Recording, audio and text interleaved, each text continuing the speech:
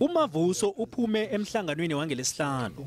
Angongoyila ngokuthi kufanele kusolwe umbuso we-ANC ngentshijilo ezihagalele ikhampani yakwa-Eskom. Usihlalo wekomiti eqale ama-akhawunti wombuso uthi ngenzeka uyakhambisana namaphuzu akhulunywe nguMavuso ngelesihlanu. Kodwa ukwenze ngendlela engakalungi endaweni engasingiyo efaneleko. Uhlabe uMavuso.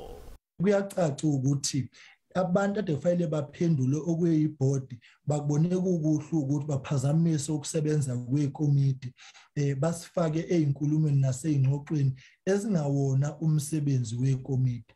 Angicizelele ukuthi uyothola uMavuso ukuthi mhlambe akayedwa kulombono ukuthi inkinga zaka Eskom zibangwe yiqembu lika ANC.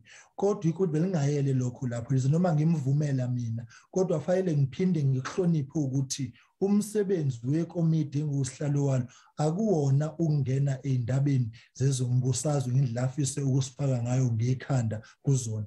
Ngicina ngelokuthi ke kuyazeka futhi ukuthi ikhomishana kaZondo ikuvezile ukuthi iANC inekomiti elijuba abantu ezikhulu ukufaka phakathi amabhodi einkampani zikahulumeni lesikuthi phecelezi cadre deployment. uMavuso ungomunye walabo bantu abajujwe uye uANC lapha. UHlengwa uthi nanyana kunetutuko esele ebonakala yenziwe kule bhodi etsha kodwa nakusekunengi okusafanele kufike kunembo eliqaliweko.